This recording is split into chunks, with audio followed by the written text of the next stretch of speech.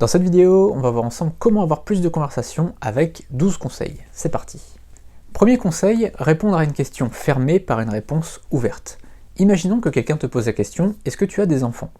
Eh bien, est-ce que tu as des enfants, c'est une question fermée, puisque tu peux répondre par oui ou par non. Et d'ailleurs, la plupart des gens vont répondre par une réponse fermée. Ils vont dire oui, j'ai des enfants, ou non, j'ai pas d'enfants.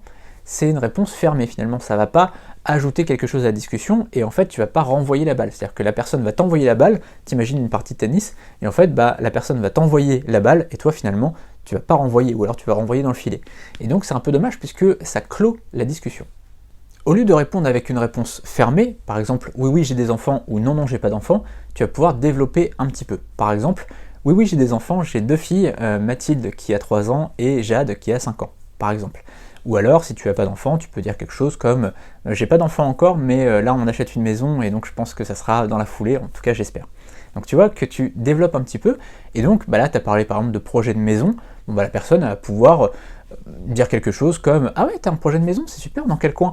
Et ça va pouvoir du coup continuer la discussion, tu vois, tu as renvoyé la balle et donc la partie de tennis, elle peut continuer.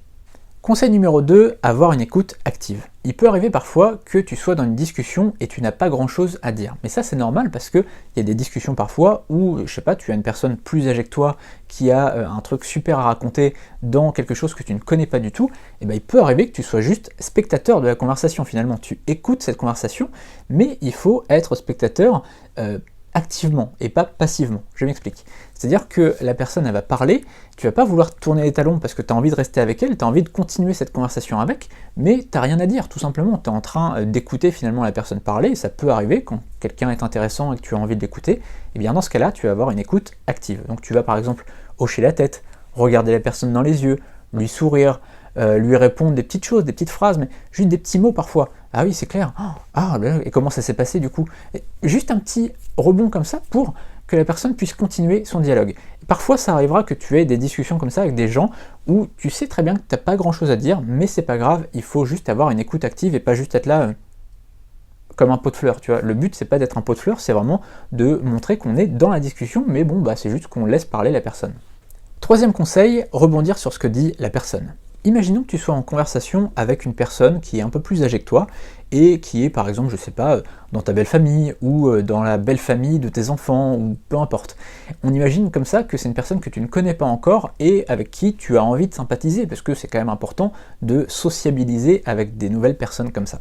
Et donc la personne elle commence à te parler de sa retraite et elle te dit « oh vous savez, avec ma petite retraite, franchement je vais pas loin ».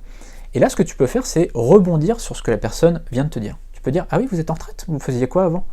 Et c'est juste une petite phrase, mais qui va permettre à la personne de développer ce qu'elle est en train de dire et de te parler un peu plus d'elle.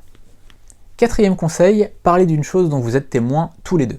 Imaginons que tu sois à une soirée, il y a des gens qui chantent, en fait il y a une estrade avec des gens qui chantent par exemple, et à quelques mètres de toi, il y a une personne avec qui tu as envie de parler. Tu la connais pas, tu as envie de briser la glace un petit peu, elle est à 2 mètres de toi, et en fait, tu as envie de te rapprocher et d'engager la conversation, mais tu ne sais pas comment faire. Et bien tout simplement, ce que tu vas faire, c'est que tu vas attendre que la personne arrête de chanter et tu vas pouvoir dire quelque chose par rapport à ça. Ah, j'adore cette musique. Tu vois, tu vas te tourner vers la personne et tu vas lui sourire, tu vas dire j'adore cette musique, ou qu'est-ce qu'elle avait une belle voix, ou peu importe. Et tu vas en fait être témoin de quelque chose et cette personne aussi. Donc ça va vous rapprocher puisque vous êtes dans la même pièce, vous êtes dans la même situation et tu vas du coup la prendre en témoin. Qu'est-ce qu'elle chante bien? Quelque chose comme ça, d'accord?